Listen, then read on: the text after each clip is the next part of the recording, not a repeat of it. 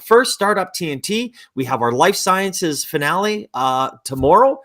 We will be live in Edmonton, and we'll have a viewing party here at the Life Sciences building on campus. Go to startuptnt.com. It will be in the comments section here shortly, where you can click on it. And of course, the Alberta Technology Symposium held by the Canadian Blockchain. It's going to be April 20th and 21st at the Grand Theatre. We have 42 outstanding speakers. We're going to highlight so many great companies in our tech sector. Definitely check it out. It's a live event, and we are pumped for it. But as of right now, I can't wait to talk about travel with Richard from 10Adventures. How are you today? I'm doing great, Jay. I'm excited to be on the show as well. And we've gotten to know each other. We got to know each other through Startup TNT.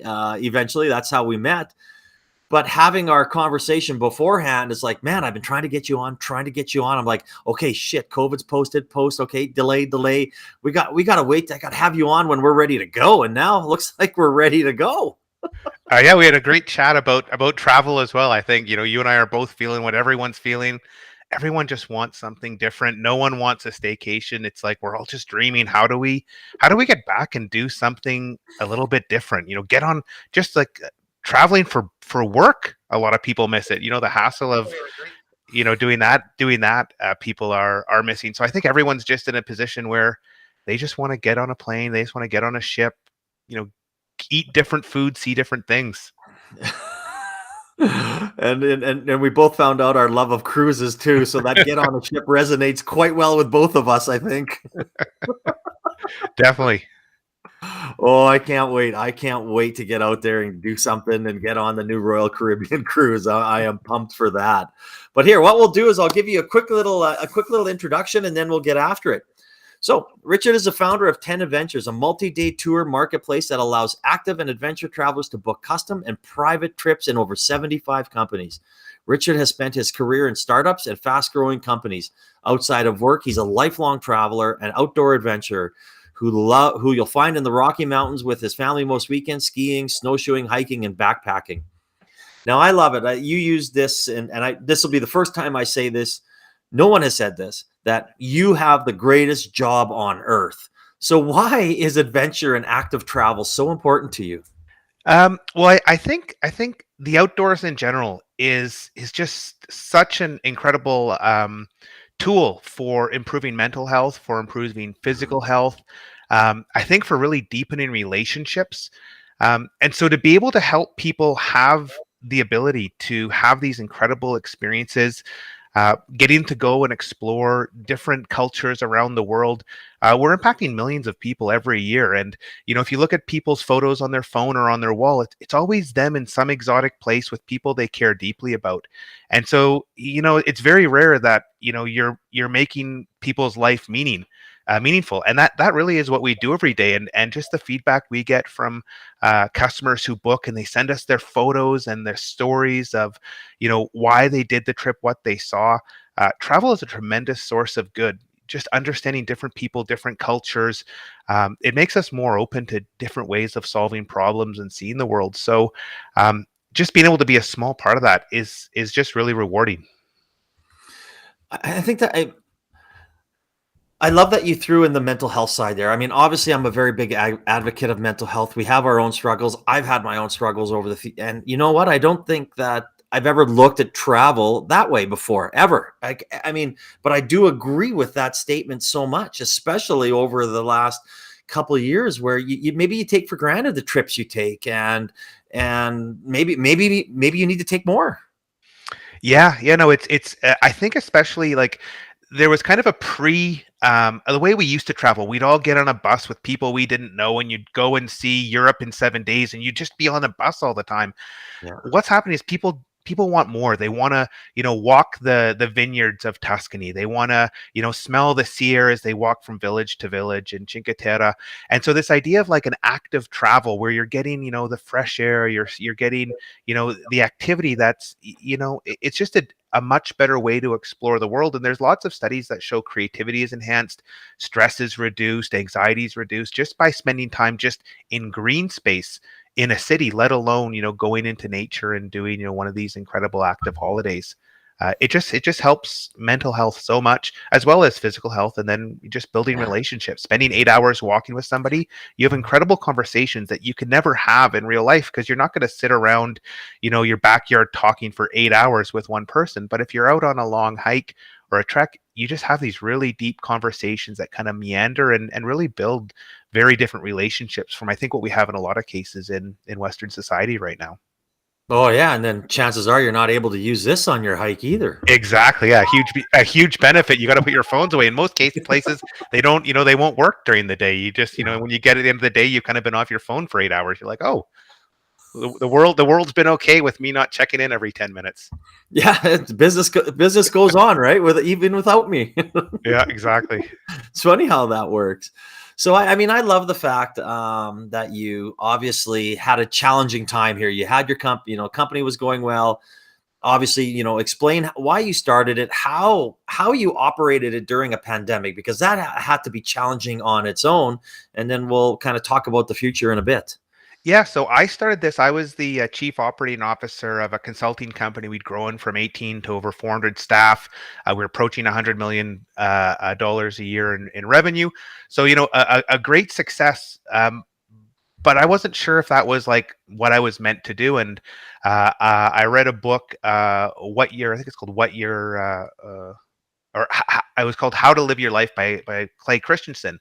And it was really this deep discussion of like, life is more than work.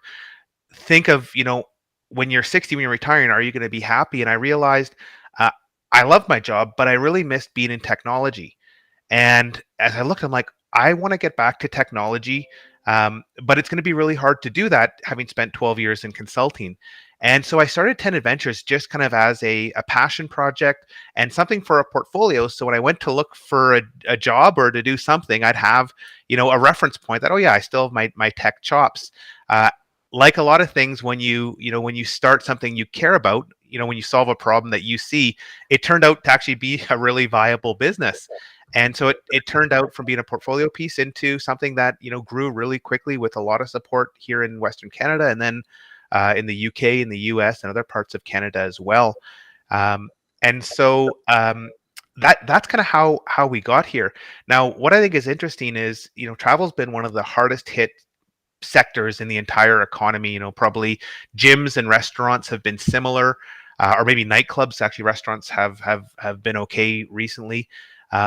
And so it's been really disheartening for a lot of people who are, dealing in travel. It's just been this huge bit of uncertainty. I've actually had phone calls where the other person, a tour operator, owner, or somebody that's involved in travel is crying, on the other phone. It's really been disastrous. But I think growing up in Calgary really, really helped me. I spent my summers on the farm in Saskatchewan, and you realize that bad things happen. This is my fifth major downturn that's affected my parents or myself. Growing up on the farm, some years the rains wouldn't come and we'd have no crops. And the first couple times it happens, you get really worried and, you scramble. But when you do it enough, you realize, okay, eventually the rains are going to come. Maybe it'll be next year. Eventually the downturn's going to end and things will improve. And what you really want to do is not focus on what's going wrong now, but focus on how are we going to position ourselves when things get better. And so for the last 2 years, the whole focus of our team has been, we're going to enter what's going to be the biggest travel boom in the history of the world. How do we prepare and position ourselves for that? While we were doing that and looking to the future, we saw a lot of our competitors focus on how do we do stuff in COVID. So there was lots of money spent on, here's YouTube videos of all of our tours, or here's, a whole bunch of COVID specific content that's, hard and expensive to produce. And, they were really focused on, what can they do right now? And then the whole thing was like, here's where we want to be by May 2022. And really just get the whole team focused on the future. I think, it also is hard if you're a staff member, what's going on here. If you get everyone aligned to a future goal, it really makes it there's a lot more certainty for them of, okay, we're just got to get all this done by May. We now have certainty for ourselves about what we have to work on. So, just being in Calgary with the boom and bust of our industry has really, really helped as a startup founder navigating COVID. And who would have thought that, that would be the case, but it really has helped. Well, I think that's interesting that you took a total different approach during a pandemic than your competitors. Why? I guess, as an entrepreneur, I'm curious as well. Why did you not follow the trend? What made you think like, oh, okay, let's buck this and be ready? Yeah, so you're never, to my knowledge, you never have, you almost never know there's going to be a massive boom coming up. Most industries, the Yeah. future is always really uncertain. In travel, it's like this is going to be the biggest boom of all booms. Everyone's going to want to travel. What we didn't know is it going to be 1 year, 2 years, 3 years? So it's just a case of like, there's a massive boom coming. Let's not focus. Anything that happens during the pandemic is gravy, but actually what we need to focus on is positioning ourselves for travel coming back. And that allowed us to do a lot of really really important stuff within 10 Adventures to build tools that are going to help people have incredible trips when they get comfortable traveling again. And the reason I think is just going through enough of these to realize eventually this ends and life gets back to normal. But if we aren't prepared for life getting back to normal, it's really hard to get back to normal. And we actually see a lot of our local partners all over the world, they're really struggling as travel starts to resume. They went down to skeleton teams of a few staff, and they're having to kind of rebuild their whole organization. We didn't want to get in a position where we have to rebuild the whole organization when travel got back to normal. It was, let's keep everyone busy and set these goals that we can achieve that are going to improve the company, and have the team ready when travel comes back, which it is. It's still not there. It's still just early green shoots. It's the first day of spring or the second day of spring for travel, but those shoots are growing, and they're going to continue to grow, and travel is just going to keep increasing from where we are today. No, awesome. I'm talking with Richard Campbell, the founder of 10 Adventures. 10adventures.com is the website. You can click on it in the comment section. It will take you directly there. We've had some comments in LinkedIn here from Serbi Brar. She's making some inside jokes. I'm not going to post them up, but Hi, Serbi.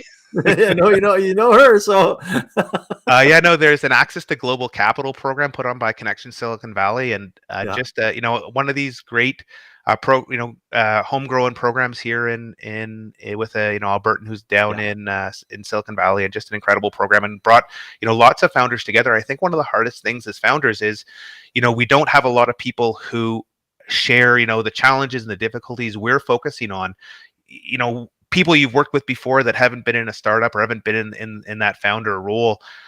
It's different to be the founder, and so these initiatives that bring founders together are just incredible to learn from each other, and to commiserate when things are hard, and then to celebrate when things go well.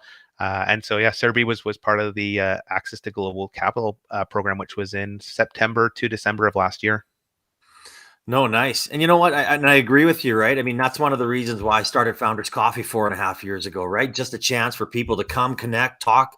It's not a journey that you have to take alone, right? It's something that you never know, and chances are someone you're going through a problem, someone's already gone through that problem, and you just need to collide worlds with them to learn how to get through something that you're going through. So I think that's very, very important. And I mean, even TNT, right? Since Zach and Tim started it, and we've been doing it down here for a year and a half now, almost 2 years, having our Thursday night networking events, having people come out. Our Founders Coffee averages about 20-25 a week, and TNT averages probably 30 to 40 a week. So it's a really good spot for those people who are out there that need a place to come meet like-minded people. Feel free to stop by. Yeah, no, and I can attest to the TNT events. It's like a lot of fun, a couple beers. I want to come to the coffee, but I got to drop my kids off at school. That's the only problem.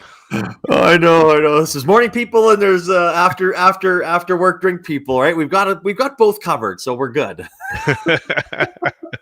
So why don't you let's learn, share a little bit more about 10 Adventures. How does it operate? How does, if Jade Alberts wants to come in and book an appointment or book a trip, or maybe I don't even know what I want to do. Like, what type of clients are you looking, and do you help? Yeah, so we're really focused on active and adventure. And so there's, what we've seen in travel as a whole is there was kind of one solution that fits everybody. But what's happening now is segments are big enough that people within a segment need dedicated tools and dedicated advice and resources. And so our focus is, hey, we have the best adventure tour operators on our marketplace, and we have the best tours all over the world, over 75 countries.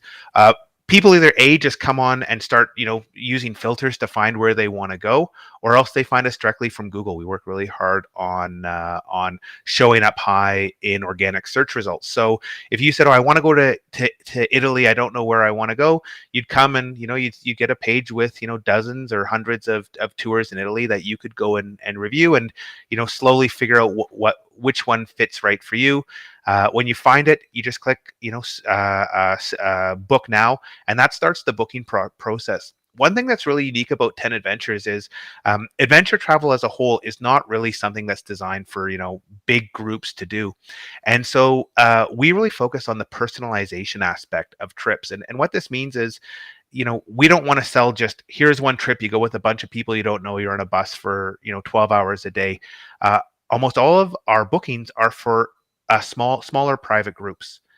And so on the personalization aspect, we get the booking request that has, the group size, the trip, the dates, and then we work with the guests in terms of if they want to personalize and change anything. Some people want harder days or easier days. They want to, go up to luxury hotels or go down to more economical hotels. They want to add a few days or remove a few days. But what people tell us they love is the ability to get the exact trip they want. They don't just have to take some trip and just book it. They can't really decide on anything. Helping guests along the process is we have what we call adventure concierges. And so these are people that know the trips really well, have been all over the world traveling, and they can help people work through, how they might want to personalize their trip. In a lot of cases, we get people who just don't know. They want to go somewhere. They don't even know where they can go. They just need to get out of their house. It happens a lot now. People say, I need to go on holiday like in May. I'm beat up. Where can I go? And so then our concierges will work with the guests in the group about what some options might be that's going to fit, their travel style, where they want to go, what they might be interested in. But ultimately, it's a really kind of a process that allows people who want their hands to be held and get a lot of advice and input to have that option. Or if you just know what you want, you click book now. And then the process is just going and ensuring we can secure the rooms and all the details of the trip for the guest. And so it's kind of the best of both worlds. That's interesting, and I never really thought about this. Pre-kids, Kath and I would always travel. Golfed all around North America, went everywhere, and we always stayed at B&Bs. I mean, this is pre-Airbnb, obviously, but one of the reasons we did is that we got to hang out with people who knew the area. So the person that we're staying at there, we'd ask them at the morning and saying, "Hey, like, where should we go? What should we do?" You can do, the internet sometimes was not like it is now back then, but having somebody understand where we wanted to go, where we needed to go, what we needed to do. Like we went to so many places that we probably never would even have heard of.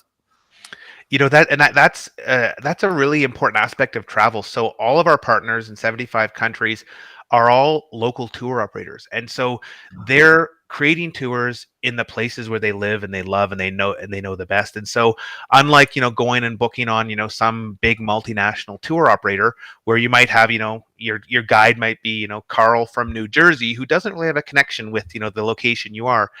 Everywhere has local guides, they all have, the relevant local certifications, but they can take you to the places they love. So I know we had one guest and, they went to, it was in Austria, some little local dairy farmer, and on Tuesdays he sells his cheese. And so you go on a walk and you stop in at this little farm, there's no sign, and Gunther has fresh cheese that you get to eat. And there's little things like that where you're not going to find that on a kind of a mass market tour, but on these small tours that you get to customize and you get to focus, you can have these experiences that are meaningful to each person. Some people, they want the views, some people want the food, some people want the wine, some people want the hotels, but you can get exactly what's meaningful to you. So you get a trip that's going to be incredible for you. It's almost like getting, kind of like, 5-star luxury service that you'd get for high net worth individuals. But because you're working directly with a local tour operator, you're not having to pay the 5-star prices. Yeah, I'm a glamper, and I don't like to play the 5-star prices either. Because I'm cheap. I'm an entrepreneur. I'm cheap. I know the feeling. Oh, well, I think that's such a valuable point. Like having locals, telling, I don't want Carl from New Jersey, as we keep using him as an example, telling me where to go in Italy if he's never been there, or if he's googling the same crap that I'm googling. Like, like, come on, like, seriously. I think that's a great selling point of, I'm going to get somebody in the place where I'm going that's going to take me to get that fresh cheese, or go somewhere that I would never. I mean, even when we did it in BC, like, we never knew about some of these little areas, and especially the food. We're both foodies, and so, yeah, no, stop at this local. Like, even when I traveled to Canada for Nathan's, and John Cartucci's "You Got to Eat Here" came on, and I was like, oh my man, my rule was I didn't want to eat at a chain. Well, when that came out, it just spotlighted, 5 restaurants a week. I put them onto a spread, watch a show, top, put them on, and I knocked off like 75 restaurants in his first year of just because I now know where to go that I wouldn't have known where to go if I'm in Fredericton or Moncton or wherever. So I think that's such a valuable asset. You know, I think there's kind of two types of people that want to travel. There's people that want to kind of have the exact same experience they have at home, so they want to stay in Holiday Inns or Hyatts, and they kind of want to see the culture and the place they're visiting, but not kind of get involved. And there's people that, like, they want to go and understand the local food. They want to understand the local culture, and they want to kind of immerse themselves in that in a safe way that they can also explore other aspects. And I'm definitely of the latter, where I want to get to know, like, I want to meet the people, understand, like, if you're in Ecuador, like, what goes on in Ecuador, like, how do people live there, Yeah. what do they think? Because for me, that's the really interesting thing, is just meeting people who are, totally different from me. In the end, we're all very similar as humans. We have different experiences and views, but as humans, we all kind of care about the same things. But it's interesting to see how different cultures and different places, people, express that in different ways. No, I agree. I agree. So now, as we're as our conversation before, talking about, we're going on cruises, where are we going to go? And you did a lot of, as you said, you did a lot of pre-work to get ready for this. So what do you forecast here for 10 Adventures? Let's call for the rest of 2022, and then of course beyond. Yeah, so it's really interesting right now. There's some people that look and say, "Oh yeah, travel's back to normal." Other people say, "No, travel hasn't even started." People are not even considering traveling. What we're seeing is over 90% of bookings on 10 Adventures are people going to Western Europe. We are just starting to see people interested in parts of South America. We're not seeing any interest in Eastern Europe. We're not seeing almost no interest in Africa, almost no interest in Asia. And what we hear from people is, they want to go to some place where they feel comfortable in terms of the medical facilities, the entry and exit, that they kind of understand how things have worked the last 2 summers. And so, what we're seeing is people are just dipping their toe in the water. What's really interesting is almost everyone who's making a booking now is making a booking for a bucket list trip. And so people have, they're talking to our adventure concierges and saying, "Oh, we've been thinking all pandemic, we want to do this trip." Places like the pilgrimage to Santiago, the Tour de Mont Blanc, some trips down in Italy, some cycling trips along the River Elba, all really popular. Now we're starting to see something similar in Patagonia, as well as in the Inca Trail up to Machu Picchu in Peru. So what we see for the rest of this year is just continuing increase in demand as people start to feel more comfortable. We just got through Omicron. We're dealing with, obviously, a very serious situation in Ukraine. That's impacting some people's willingness to travel. But we just see continued increase. On our side, January was a record month for us. March already is a record month for us. So Awesome. we just see continued growth in demand, and people, needing and wanting to get out there. One thing that's interesting, even though it's a record month, our conversion rate, the number of people who book divided by the people who come on our site, is still far below where we were pre-pandemic. So it still is early days in terms of this travel recovery. Our hope is that South America rebounds. We're hoping that Nepal can rebound for their autumn season, because they've been tremendously a hard hit. India, Pakistan have both been really hard hit, and so all of Eastern Africa has been really impacted. So our hope is that people get more comfortable, because in those places there's hundreds of thousands of people involved in international servicing international travel that really have not had any income in over 2 years. So the quicker the world gets back to normal, the better it's going to be for people who have made their livelihood, fed their families based on Western travelers going and exploring these beautiful locations.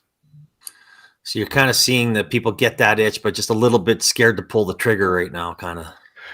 Well, a lot of people are comfortable pulling the trigger, but it Yeah, still is, far less than what it was yeah, pre-pandemic, and it's very regional, and yeah. it just is. People are going to England, they're going to Western Europe, but they're not looking at going to Africa on a safari or trekking Kili. They're not looking anywhere in Asia. Um, People are just slowly starting to get back there. There are lots of kind of younger independent travelers who never stop traveling. They're still traveling the world, but Yeah. those aren't really 10 Adventures core customers. Those are more kind of like digital nomads who are spending extended time in places.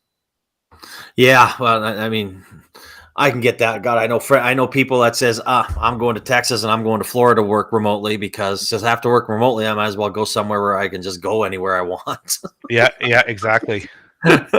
Yeah, I can see them not being your typical client. No, that's awesome. Again, for anybody that wants to check out the 10 Adventures website, click on the link in the comment section. It'll take you directly there. You have any questions, feel free to pop them in there. And even if you're watching this after the fact, you have any questions for Richard, you can reach him there, or you can reach us through LinkedIn as well. I'm always sad when these conversations, start to wind down and come to an end because, I mean, this is such a topic that, I'm a traveler, we're travelers, our families love traveling. We love going to the lake, but we also love seeing the world. So we've been itching. My wife's going to LA to see the weekend here in September, and we're probably going to take a couple little trips. So this is kind of giving me goosies here, just pumping me up to get out there and get going. So thank you for that. I know it's funny how just talking about I travel, know. whenever you talk to people about travel, they start to smile, and Yeah. especially now they're like, "Oh, this is great! This is great!" We just planned a trip with my parents who are quite old and a family reunion, and like everyone was so excited. We're messaging back and forth, and after planning the trip, we've all been talking a lot more. It's funny, it just brings people together when you start thinking about travel and these great experiences. And even ourselves, we're both smiling thinking about Yeah. just doing something because it's fun and it's meaningful to all of us. Oh no, absolutely. And as I said, we're pumped. I can't wait, and I'm sure a lot of people are excited too. So for those people who don't know where to go, 10 Adventures is a place to be. So click on the link in the comments section. I mean, you're a lifelong entrepreneur, and you've done quite a few things. You've seen a lot of few things, even with 10 Adventures you've gone through. Like no one says, yeah, I'm looking for, like, there's going to be a pandemic right in the middle of my startup. So of all the escapades that you've had through your career here, Richard, if you had one piece of advice for a small business startup or an entrepreneur, what would that be? Um, I think that the biggest thing I see is just the passion to create is important, and you know, being in a startup, being a founder, it is the most fun you'll ever have. There's also just like every day is something crazy happens, let alone if you don't, a pandemic, but there's just lots of challenges, and it all comes back to you. And you know y- to be able to handle the challenges, not get too impacted by them, and be able to enjoy the fun times. I meet some founders and it seems like they hate their job. I think being a founder is the most incredible job there is, just being able to create stuff. But if you're not kind of wired that way to really, it really is, tremendously rewarding to create stuff. It's a really tough job. So um Yeah. find passion, make sure you're passionate about what you're doing, and that you want, you're willing to go through all the hard times and the difficult times, and those are not going to impact you as much as you ship a new product, or you get a great customer testimonial, or things like that. That's what's really drives me, and pales in comparison to all the little hiccups and headaches that happen in a startup, because there is just every day something unpredictable happens. And I would say it's crazy that as us founders, we decide to take on these big behemoths, you know why do we go and say, hey, here's a big company, here's an industry that's already, serviced, but we don't think they're servicing customers the right way. We're going to try and do it ourselves. It's like a really mad thought. Like, we don't have any money, any customers, any products.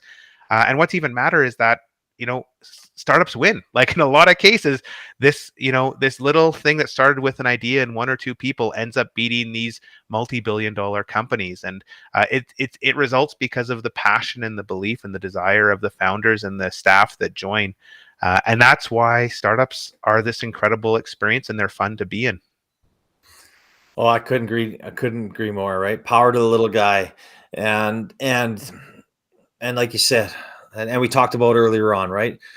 Especially here in Alberta, we're such a collaborative ecosystem, right? We're here for each other. We help each other, and it doesn't matter if you're even in competition. It's people are we help each other, and that's great. And companies like 10Adventures and that have been around, and if you would have reached out, or anybody during, and all the people that did during the pandemic, you always lend an ear to them. So it's I love that. I mean, I love that advice, and I think it's very great. And thank you for sharing that. My pleasure, Jade. It's been great to be on the show and to just talk travel and just talk startups in general. It's fun, and you get a Yeah. bunch of founders out on a hike or around a table having some beers. We're all facing similar problems in unique ways, and all of our collective experience is valuable in sharing. And having support networks like what you've put together are just so valuable, because it can be tough to be a founder, and having other people in the same situation who can share advice and share their experiences, that's how we get better. We can learn in a book, but we can also learn from other people who are, Oh, doing similar things in different ways.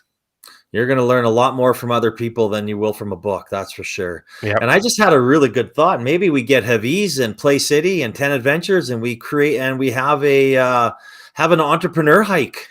Well, so I actually did last summer through the Oh, Venture Mentoring Society. We did a series of hikes, and then I have just a little meetup group, Calgary Tech Hikes. And it is oh, because we did these VMSA hikes, which is a bunch of yeah. mentors and founders, and I was having chats with people in completely different industries, and like what they were doing was so relevant, and like no similarity to travel or the outdoors at all. But it's just talking to their founders, hearing their problems. Some things I've done well are really Yeah. relevant to other people, the things they do well. So if there are people that want to come on hikes with other founders, we're going to do some more this year. I should actually talk to Hafiz. We had a call, I think, a month ago, but yeah, that'd be a great idea. Just get Yeah. a whole bunch of founders out and just go walk, because 8 hours on the trail or 6 hours on the trail, we solved a lot of problems and learned a lot about different businesses, and it was a ton of fun. Oh, I bet. The last meeting that Taviz and I had, we played. We went to the pool hall, shot pool. Oh wow. Something different, right? Yeah, We definitely. went to play snooker because we're both snooker fans, and we realized that Leather Pocket took out their snooker tables. Probably not as popular as it once was, apparently. So, but no, thanks again, Richard, for coming on again. Anybody want to check out the 10Adventures website, click on it in the comment section. Again, thank you to Startup TNT for all you do. Check out their networking event. And of course, the Alberta Technology Symposium, the link is in there. That the early bird tickets end on Saturday. So once again, Richard, thank you for coming on, sharing your story. I always appreciate our